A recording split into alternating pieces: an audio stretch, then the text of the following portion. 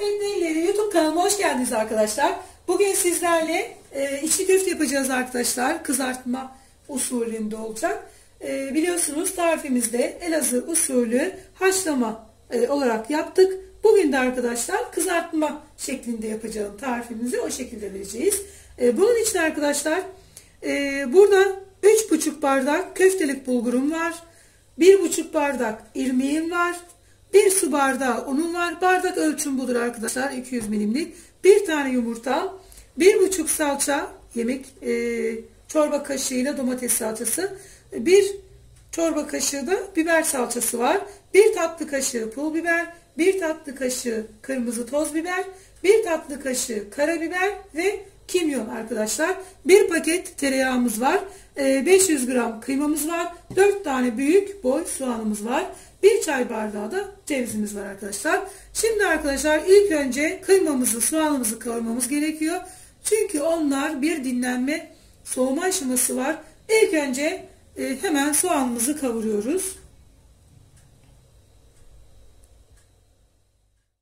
Kıymamızı şöyle hemen ocağımızın üzerine aldık.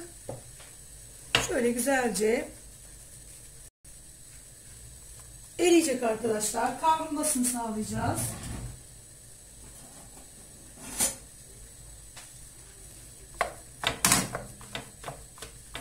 Şöyle soğanlarımız kavrulduktan sonra soğanlarımızı ekleyeceğiz. Kıyma kavrulduktan sonra.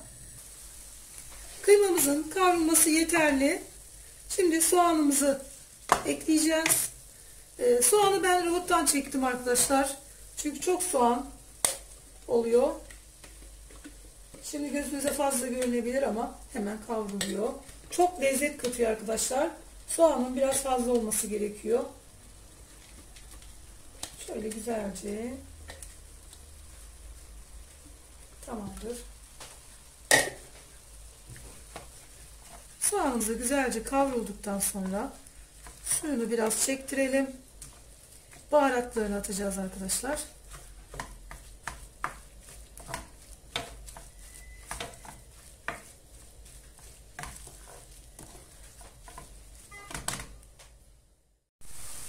Kıymamızın bu şekilde kavrulmuş olması suyunu çekmesini sağladı. Şimdi arkadaşlar hemen tereyağını koymak istiyorum. Yalnız kıymam biraz yağlı.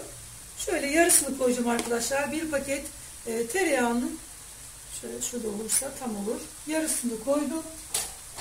Baharatlarını bulgurun içine karıştıracağım için sadece biber salçası eklemek istiyorum. Ve tuz ekleyeceğiz arkadaşlar. Şöyle.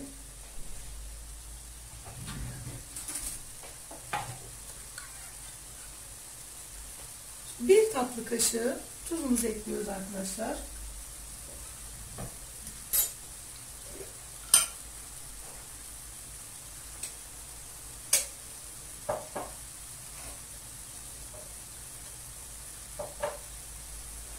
Şöyle 1 yemek kaşığı da biber salçası ve domates karışık arkadaşlar bu salçam. Hani ekstradan bir domates salçası eklemiyorum. Şöyle güzelce tuzla salçayla kavrulsun.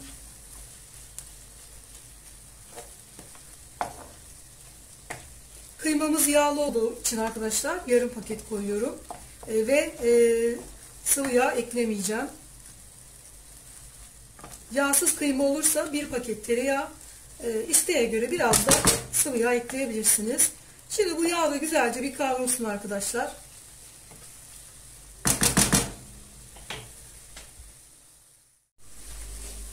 Kavrulması yeterli. Şimdi arkadaşlar ocağımızın altını kapatacağız. Şöyle yarım su bardağı cevizimizi içine döküyoruz. Şöyle 1-2 tur karıştırdıktan sonra ocağımızın altını kapatıyoruz. Önce dışarıda biraz soğumasını bekliyoruz. Sonra dolaba kaldırıyoruz arkadaşlar. İyice soğumuş olması gerekiyor. İsterseniz kaşıkla içine alır köfteye koyarsınız. İsterseniz mercimek köftesi gibi yapıp o şekilde de soğutabilirsiniz. O şekilde de daha rahat olabiliyor. Şimdi arkadaşlar yeterli. Şimdi soğumaya. Şimdi arkadaşlar şöyle bulgurumuzu 3 bardak bulgurumuz, 1,5 bardak irmiğimiz vardı. Şöyle güzelce karıştıralım.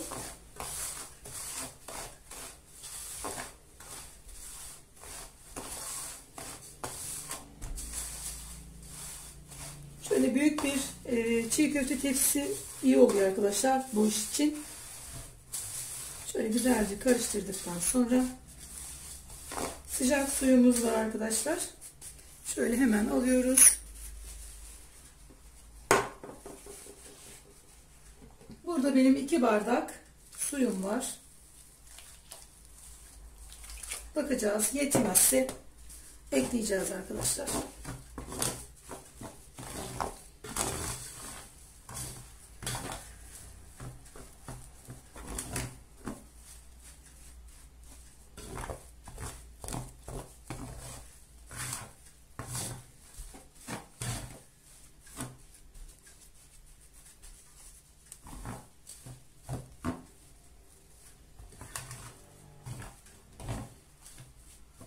Bir yarım bardak daha ekleyeceğim arkadaşlar.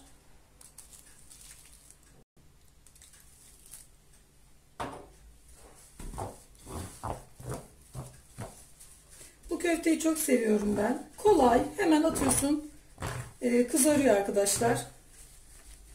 Mis gibi lezzetli bir köfte oluyor arkadaşlar, içli köfte. Tamamdır. Bu şimdi arkadaşlar şöyle 1-2 dakika kendisine gelsin hemen. Biz şöyle yedirirken suyuna dinlenmiş oluyor.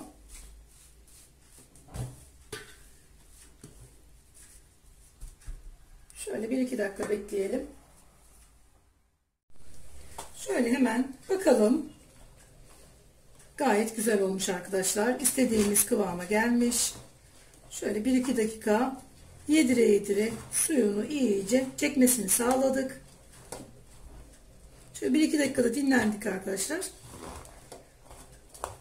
Tamamdır.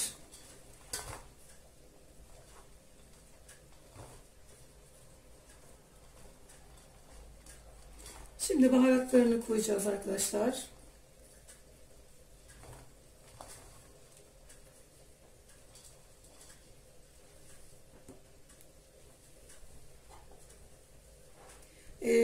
Burada arkadaşlar 1 tatlı kaşığı tuzumuz var. 1 tatlı kaşığı, 1 çay kaşığı kimyon, 1 çay kaşığı karabiber, 1 tatlı kaşığı toz biber tatlı, 1 tatlı kaşığı da pul biber normal.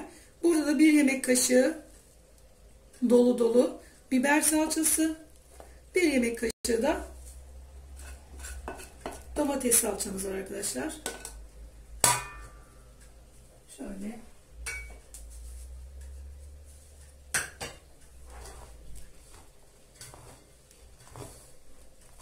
Burada da arkadaşlar şöyle 1 bardak unumuz var. 1 tane de yumurtamız var. Güzelce şimdi hepsini harmanlayacağız.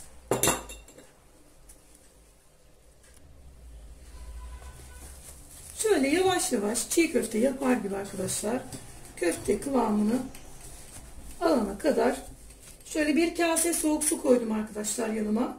Şöyle ıslataraktan yoğuracağız. Hepsini bir kere de ıslatmıyoruz. Hamur olur. O zaman güzel olmaz köfteniz.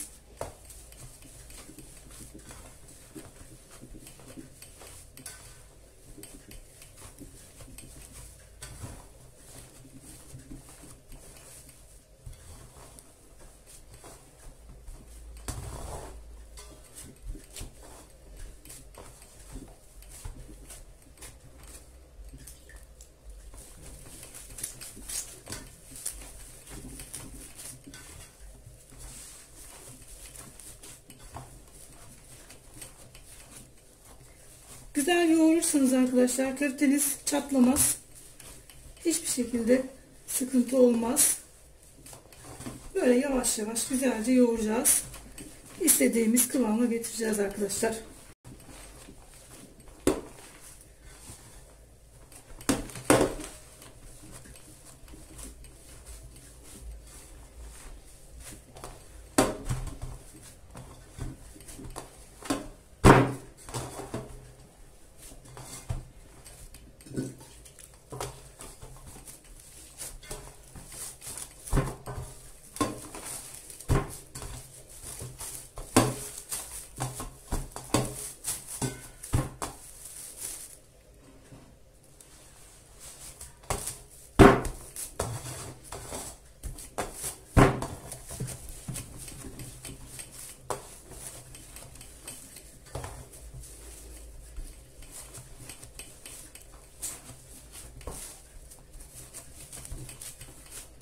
Bu şekilde kıvamı getireyim ben arkadaşlar.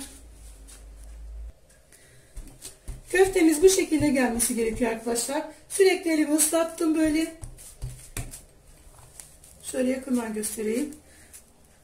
Yumuşaklığı böyle olması gerekiyor.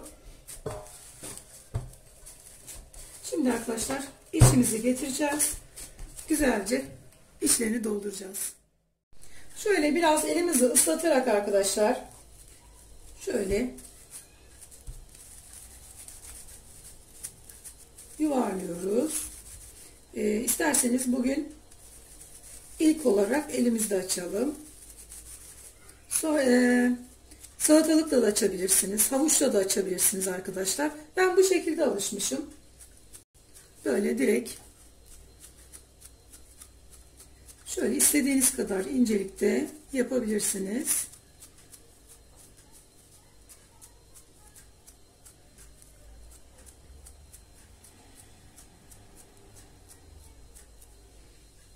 Arkadaşlar köftelerimi sıkıp buzluğa atmıştım. Çok kolay oluyor. Size tavsiye ederim. Şöyle fazlasını hemen şöyle parmağımızın şöyle arasından şöyle alıyoruz fazlasını.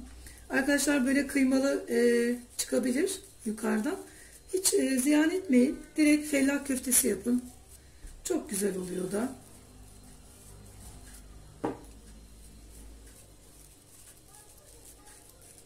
Bakın.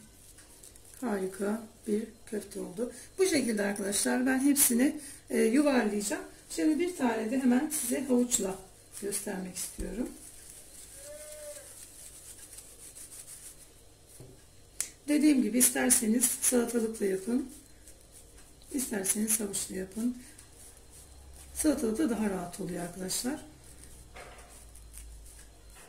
Yüzeyi kaygan olduğu için buna oranla daha iyi oluyor. Bakın hemen bir tane alalım. Elimizi suya bandıraraktan şöyle alalım fazlasını. Bu şekilde hemen yapıyorum. Tamamdır. Bakın arkadaşlar çok kolay oluyor. Çok basit. Ben hızlı yapayım arkadaşlar. Bu şekilde şöyle tepsime doldurayım. Arkadaşlar içli köftemiz bitti. Şöyle 2 tane tepsime koydum. Güveç tepsime. Şimdi kızarmaya gidiyoruz ocağın başına. Arkadaşlar içli köftemizi isterseniz hani bunu da göstermek istedim kızartmaya gitmeden önce. Bu şekilde buzlukta poşete koyarak da koydum sizlere tamamen göstermek için. Şöyle hafiften biraz beklerseniz daha rahat çıkıyor. Bunları şimdi arkadaşlar isterseniz poşetin içine koyuyoruz. İsterseniz saklama kablarına buzluk için uygun olanlara koyup kaldırabilirsiniz. İstediğiniz zaman çok rahat bir şekilde tüketebiliyorsunuz. Ama arkadaşlar birazcık şey olmasını bekleyin. Isınmasını bekleyin. İyice yumuşaması gerekiyor ki güzel sonuç alabilirsiniz. Şöyle güzelce dediğim gibi buzdolabı poşeti de olabilir. Şöyle havasını aldıktan sonra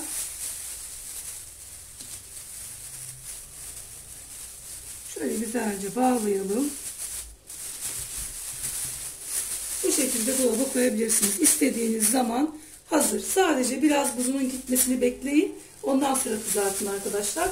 Aynı sonucu alabiliyorsunuz bu şekilde. Şimdi kızartmaya geçiyoruz. Hemen bakalım. Yağımızı koyduk tenceremize. Şimdi bakalım arkadaşlar. Böyle köpük çıkıyorsa kesinlikle yağımız tamamdır. Isınmıştır arkadaşlar. Hemen tatlı kaşıkla denedik. Test ettik. Şimdi arkadaşlar bir tane şöyle koyalım yavaşça yanmadan. Küçük tencereye koydum arkadaşlar ben özellikle. Çünkü üzerine kadar yağ çıkması gerekiyor. Çok doldurmuyoruz. Hepsini kızartmayacağım arkadaşlar. Bize çok fazla olur. Malum Ramazan önümüz. Ramazan'dan dolayı ben çok fazla yaptım bugün. Atacağım buzluğa. Canım ne zaman isterse çıkaracağız arkadaşlar. Yiyeceğiz inşallah. Vaktiniz bol olur. Ramazan'da da yapabilirsiniz. Nasıl zaman geçti hiç anlamıyorsunuz arkadaşlar. Çok da güzel bir yemek oluyor, köfteleriniz oluyor. Hemen kızarır. Yağımız çünkü güzel. Bakın hemen kızardı. Harika bir yağımız olduğu için şöyle hemen bunları kenara alıyorum. Şöyle yavaşça atıyorum içine. Tamamdır. 3 tane atabiliriz. Bu şekilde ben bize yetecek kadar kızartıyorum şimdi. Evet arkadaşlar, kızarttık. Köftelerimiz bitti. Harika oldu hepsi. Gerçekten çok da lezzetli olmuş. Ben tadına baktım. Her zaman yaptığım tarif. Tarifimi alıp yapıp da yapamayan hiç kimse olmadı. Beğenmeyen hiç kimse olmadı. Herkes tam tuttuğunu söylüyor. Ve gerçekten de lezzetli olduğunu söylüyorlar. Denenmiş, sürekli yapılan bir tarif. Herkese tavsiye ediyorum arkadaşlar. Sizler de yapın. Şöyle yakından da gösterelim. Harika gerçekten. Şimdi içini de göstereyim arkadaşlar. Hemen bir tanesini keselim. Şöyle göstereyim hemen. Bakın arkadaşlar. Harika oldu. İçi dışı incecik. Harika köftelerimiz oldu arkadaşlar. Beğendiyseniz beğeni butonuna basın arkadaşlarım. Abone olmayı unutmayın. Çok teşekkür ediyorum beni desteklediğiniz için, yorumlarınız için. Bugünkü tarifimiz Ayşe'nin Marifetli Elleri kanalımda. İçli köfte yaptık arkadaşlar. Salçalı kızartarak yaptık. Elazığ usulü de var. Haşlamalı dediğim gibi yaparken anlattım. İsterseniz o şekilde yaparsınız. Haşlayarak yaparsınız. Yuvarlak yaparsınız. İsterseniz salçalı bu şekilde de uzun armut şeklinde de yapabilirsiniz arkadaşlar. Şöyle söyleyeyim, ben dış harcını yoğururken arkadaşlar yarım yarım biber salçası ya domates salçası ekledim. Onu da hemen ek olarak dipnot olarak söylemek istedim. Bugünkü tarifimiz bitti. Başka tariflerde görüşmek üzere. Hoşça kalın. Sağlıklı mutlu günler diliyorum.